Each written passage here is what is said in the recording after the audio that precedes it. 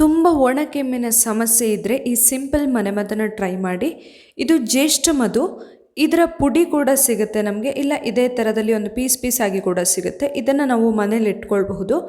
ತುಂಬ ಕೆಮ್ಮು ಬರ್ತಾ ಇದ್ದಾಗ ಒಂದು ಸ್ವಲ್ಪ ಪುಡಿ ಇದ್ದರೆ ಅದನ್ನು ಹಾಗೇ ನೀರಲ್ಲಿ, ಬಿಸಿ ನೀರಲ್ಲಿ ಮಿಕ್ಸ್ ಮಾಡಿಬಿಟ್ಟು ಕುಡಿಬಹುದು. ಅಥವಾ ನಿಮ್ಮ ಹತ್ರ ಏನಾದರೂ ಈ ಥರ ಪೀಸ್ ಇದ್ದರೆ, ಪೌಡರ್ ಇಲ್ಲ ಅಂತಾದರೆ ಇದನ್ನು ಸ್ವಲ್ಪ ಒಂದು ಸಣ್ಣ ಪೀಸ್ ಆಗುವಷ್ಟು ಜಜ್ಜಿ ನೀರಲ್ಲಿ ಕುದಿಸ್ಕೊಂಡು ಕೂಡ ಕುಡಿಬಹುದು. ಈ ಥರ ಮಾಡೋದ್ರಿಂದ ಒಣ ಕೆಮ್ಮಿನ ಸಮಸ್ಯೆ ಕಡಿಮೆ ಆಗುತ್ತೆ. ಇನ್ನು ಪ್ರತಿನಿತ್ಯ ಬೇಕಂದ್ರೂ ಕೂಡ ಹಾಲು ಕುಡಿಯುವ ಅಭ್ಯಾಸ ಇದ್ದರೆ ಹಾಲಿಗೆ ಚಿಟಿಕೆ ಇದರ ಪುಡಿಯನ್ನು ಹಾಕಿ ಕೂಡ ಕುಡಿಬಹುದು.